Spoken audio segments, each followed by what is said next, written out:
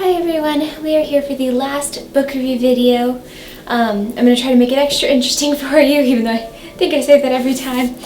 But today we are going to look at, these are big books, Vilhelm Hammershøi and Frank Duveneck. So these are big books, as you can see. So I'm very excited to get into these with you guys and do this for the last time. Okay, let's get started. Okay, so we're going to get started with this book on Vilhelm Hammershøi. Not the best at pronunciations, as I think you all know by now, but I am doing my best with this one. This book is one of those that I just kind of... I actually looked for a book on Hammershøi for a while. Oh, sorry about that.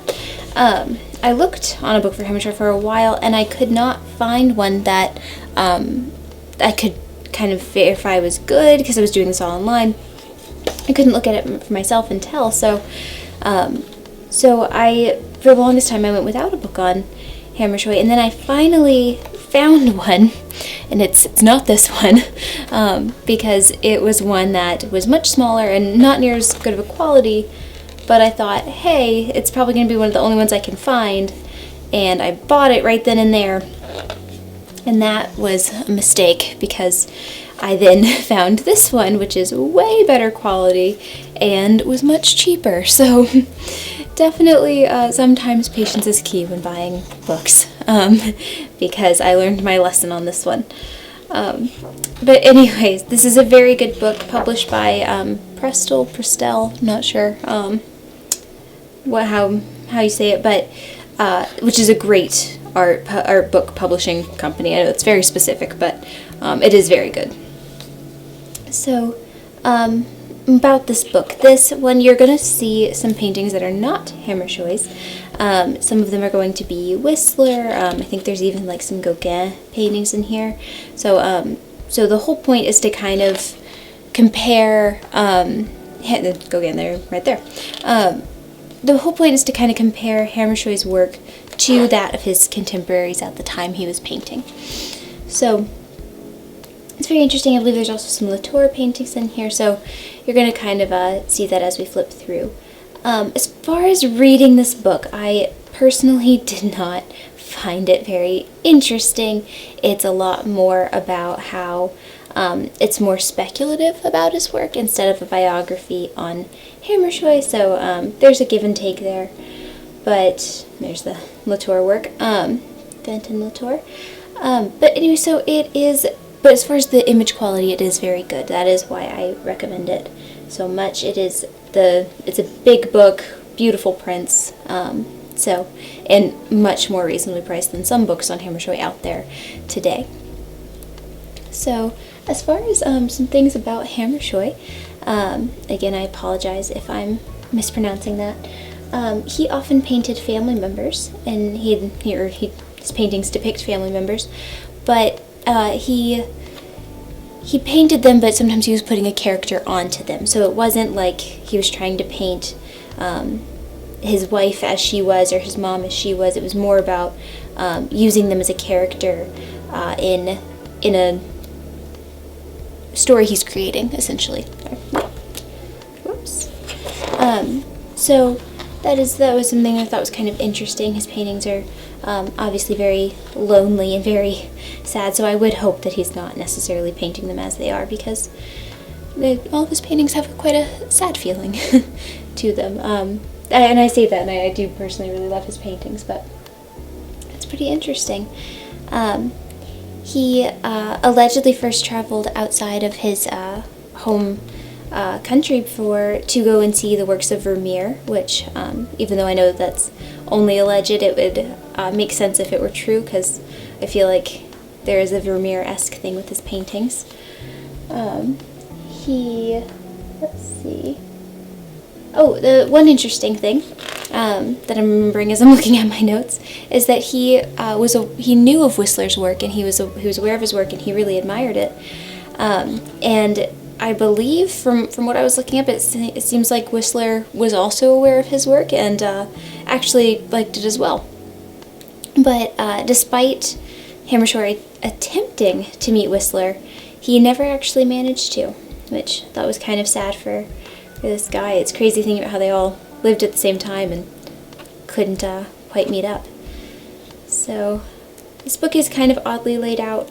I apologize. At first can't quite tell when it ends. But yeah, it was pretty interesting. There's some of the detail shots are nice because it kind of gives you an idea of the texture of his paintings. The fact that there's drawings in here is obviously very interesting. I'm assuming that's his. I know they have so many other artists in this book as well. Sometimes it's hard to tell.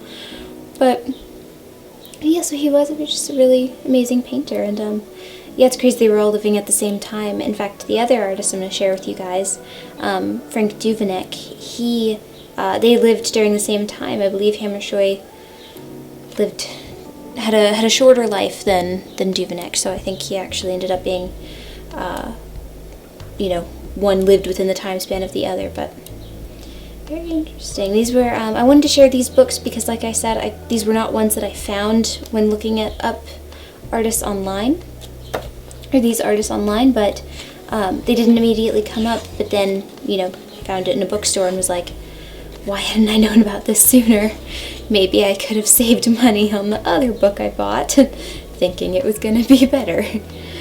But no, this one is very good if you are interested in getting a book on Hammershøi. So there you have it. Okay, so this is the next book that we're going to look at on Frank Duveneck. Again, not totally sure that's how you say his name, but given that he's an American painter, I'm going to go with Duveneck. And he was born in Kentucky, I think, which is interesting. This book, unlike the last book that we just looked at that was more of like a speculation on Hammershøi's painting, this one is actually a very thorough biography. So thorough that I just didn't have the time to read it before sharing it with you guys, and there was so much information that I was either only going to be sharing information from his early life or later life or middle life. It is quite extensive. So I don't have as many interesting facts about Duveneck, but I'm just excited to share this book with you guys because it is a huge book. I don't know if you can tell compared to my hand. It is big, and which is kind of unusual for a paperback to be in this size, but it is very good. I can't remember when it was published, but I don't think it's too old because the image quality is very good.